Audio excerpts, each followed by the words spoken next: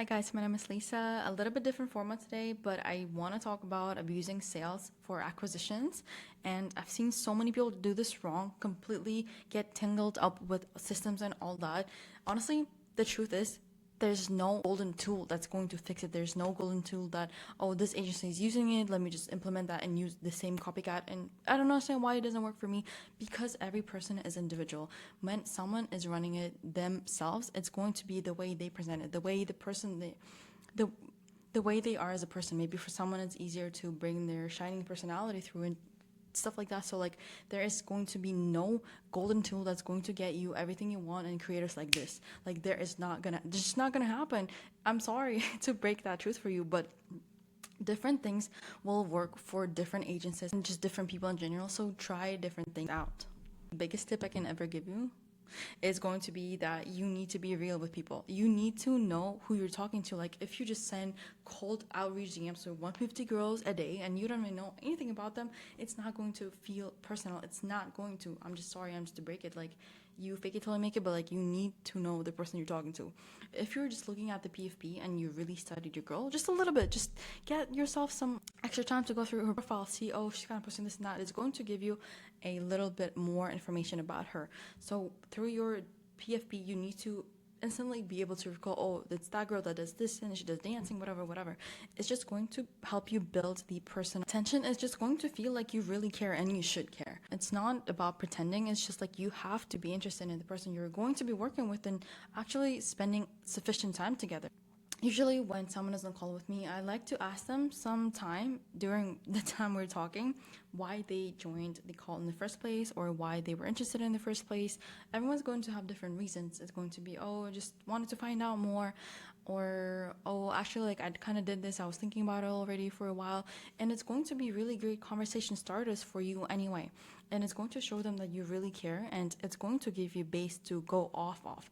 You're going to have the perspective of them and why they're doing it, or kind of interested in them. If people want to talk to someone who cares about them, why would they want to talk to someone who does not give a fuck about them? So people are more likely to enjoy talking to a person who really seems to care about them. So just don't pretend to care. You should care, because you should care about your clients, because that's something you're working on together. Your client's success is going to be your success. Why are you just faking caring about them or being interested in their life, for that matter? Just, it's not only about money. Yeah, it is, most part of it is, but it's about their lives too. They want to be sure that they're connecting to a person who cares about them. For example, like, no one is going to care about money, how much they're making, whatever, per month, per day, whatever, if their mom is dying or something, like sick, I don't know. So you need to be real with them. You need to be their friend. You need to be there for them. You need to be the person who is going to guide them, and they are going to be able to rely on you throughout the entire process and support them. Some girls are going to have hard time with how the audience takes it, and there's going to be mean people out there. So women are actually really emotional, and they think, oh, whether you are going to be there with them to support them through stuff like that or not. So if they're interested and they're actually on call with you, they are interested for a reason. There's there was something that pushed them to join in the first place.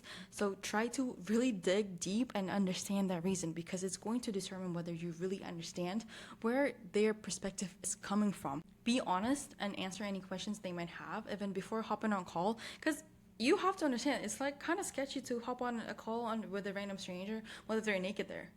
What do you do at that point? I'm just kidding, but just be honest. It's going to show that you don't just want the girl to, you don't just want them to hop on a call with you, and it's not like scamming and luring them. Oh, like, I'll answer your question on the call, like, just hop on with me, just hop on. Like, it's just giving like a drunk guy who wants to really give you a ride home. Like, would you take that? No. So just answer any questions they might have even before calling you. It's going to show them that you are transparent with whatever you do, and you're there to answer any questions that you might have, and it just makes them feel more safe around you. So don't tell them just to hop on call. It's going to sound really robotic, and a lot of people just do that and hope that, oh, it's going to work because some other people do that. It's not going to bring you a client. It's just not. You're not seeming transparent with them from the very beginning. They're not going to follow through with this in the first place. So if you wiggle your way out, kind of like saying questions, disregarding questions, kind of ignoring questions because you just want them so bad to hop on call with you first because they're so great, you're a jerk, you are a bad guy, and you don't listen to whatever they're asking you already. Why would they work with someone who's not even listening to them before you start working together potentially? And somehow, if you really wiggle your way through without answering any questions for whatever reason, and they actually hop on call with you, you might as well waste your and their time, because the expectations that you had together is going to be so completely different. They're seeing a circle, you're seeing a square and a fucking triangle. It's not going to work together. Like, what if they ask you questions that otherwise would have led them to say just no to call in the first place? You are just going to waste your time, your effort, and their time and effort. So there's going to be this kind of fine line and duality to the acquisition systems when you do that with someone who's done OF before and who has not. If you are offering for the first time and you're only pitching as, oh, I can monetize your content and I can like make you money off pictures you have, they're not gonna think OF. They're just not. You're just pitching them, oh, you can sell some pictures, like, you know, maybe like for talk, I don't know, whatever you're thinking. They cannot know what you're talking about. So they're thinking, oh, I'm just here, like, really unrelated thing, no need to, like, they didn't even think about that. They're seeing a circle. And you're pitching them a triangle. It's not going to fit. It's not going to work out together. If you make it really confusing and pitch it as something like content managing, oh, I know how to monetize your pictures, or this and that, it's not going to bring you a client like that, because they're thinking something completely different. And when they hop on call with you and you're like, surprise, we're doing OnlyFans and I'm going to make you a model, and like, what do you think about that? It's not going to bring you a client. The girl's just going to be confused, like, what am I doing here? Like, I did not sign up for it. Thank you. I'll think about it, and block you, kind of like that. So you kind of, but at the same time, you don't want to reach out, oh, I'm going to do OnlyFans for you. Like, no hi, no hello. I want to do OnlyFans? I can help you.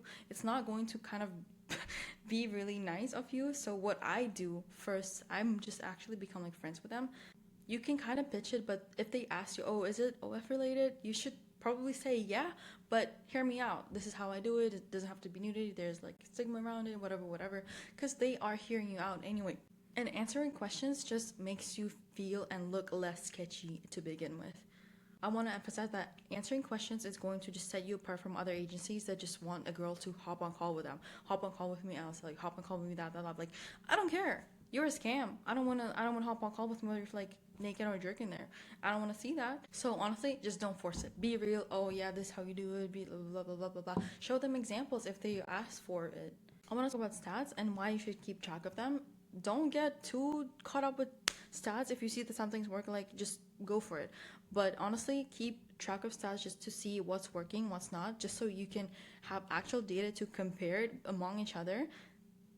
So 70 positive responses, for example, I kind of 50 to 70 positive responses to one message or first Trojan, I call it. After that, I might try a new strategy for my acquisitions and just compare it later on. But if I just try it 10 times and like one girl replies to me and I say, oh, it's kind of shit, and then I just don't completely do it again. But what if those 10 were fail and the next 20 are going to be win? What do you do after, like, you just missed out on the whole opportunity there? So these things really need time and quantity to reveal their actual efficiency, besides the fact that there's just so many other personal reasons. Oh, the girl does this, like, maybe they don't check it. Like, there's so many reasons that they are going to be affected by. So you need a little bit more data to analyze. And again, people have lives. People don't always check their DMs. And sometimes it really takes like a week, 2, 3, and maybe a month for a girl to kind of get back to me. So it's going to be upsetting, but do not give up. Just trust it. You have to believe in yourself. Just don't give up. What's been working for my agency, actually, I'm going to walk you through everything. I'm going to give you what I actually do. So I follow them on my personal account, and I just like their some stories.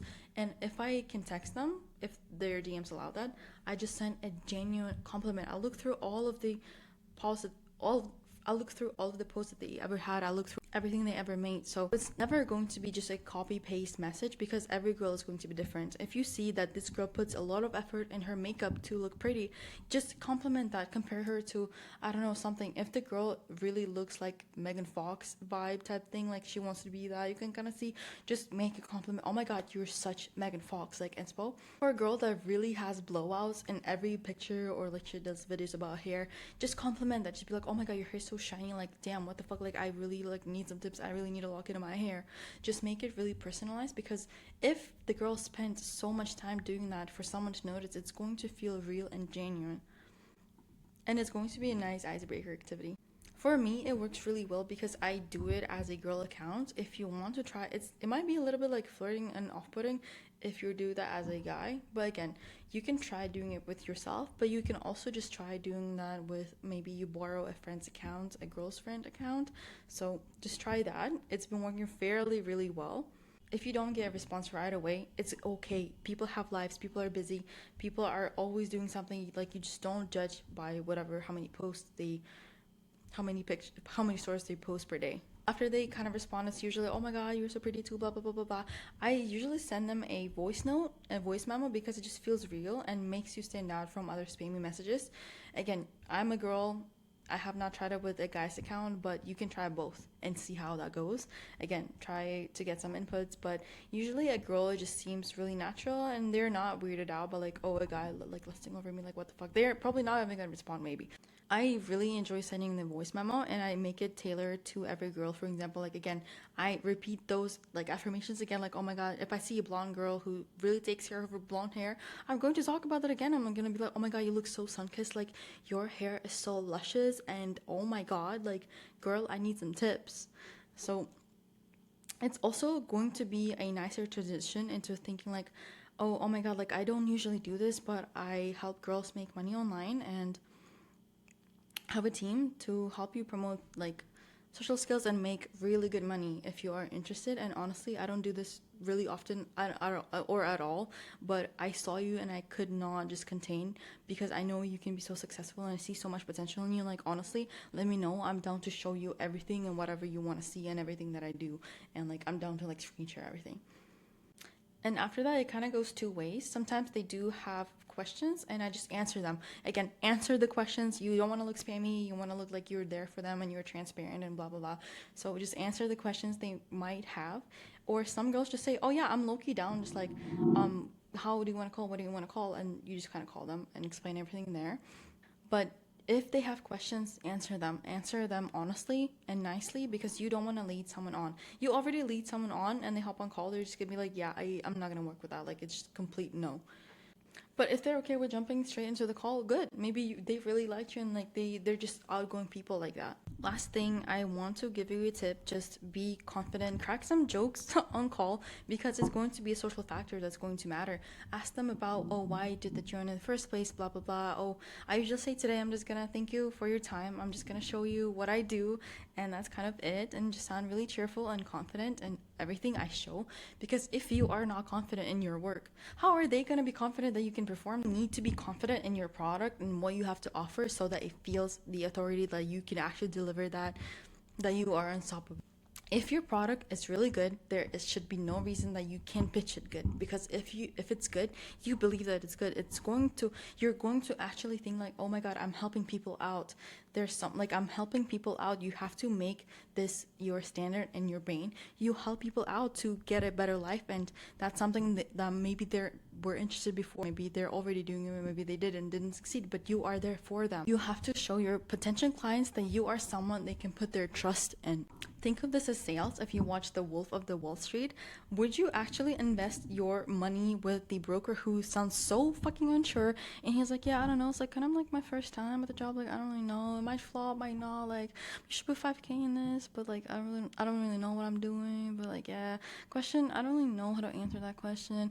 Of course, no, you're keeping your fucking money with you, and you are right for that. Like, just be fucking aware. But be the seller who sells the product so well, you believe in it, you genuinely think you are changing lives, because you are. That's exactly what you're doing, and be there to change theirs as well. Be there for them so that they can live their best lives as well. You're not going to invest your money into someone who is really fucking unsure in the first place. You're going to invest your money with a broker you really believe in, someone you can put your trust in. You're going to invest in someone who is so confident in their knowledge and their skill and knowing of the market that you yourself will be ready. You yourself will be hyped. You yourself will be so confident in them too. If you know you can do something, explain exactly how you can. Show them how. No one cares about like the numbers. Is good to show, like, oh, this creator's making 70K, this creator's making 20K, I can do that, and blah blah blah blah. But how? someone who's new to this is not going to understand. Like if it's a new girl who has never done it, you have to show, you have to talk about chatting, how it works, how do people find out about your page and stuff like that. Just answer questions, walk them through, because if for you it's so simple, so understandable, like it might not be for them. Again, you're seeing triangle, they're seeing circle, but make them reshape that circle into like maybe triangle, you know what I mean? So be confident in your abilities, because they have to trust in someone who knows what they're doing. Like you're not investing to a broker who doesn't fucking know what they're doing. You're gonna become broke together. Be the seller who knows exactly what the offer is, exactly how to execute it, exactly how to get from zero to this, from A to B, and make their circle a triangle. So sell or be sold, honestly.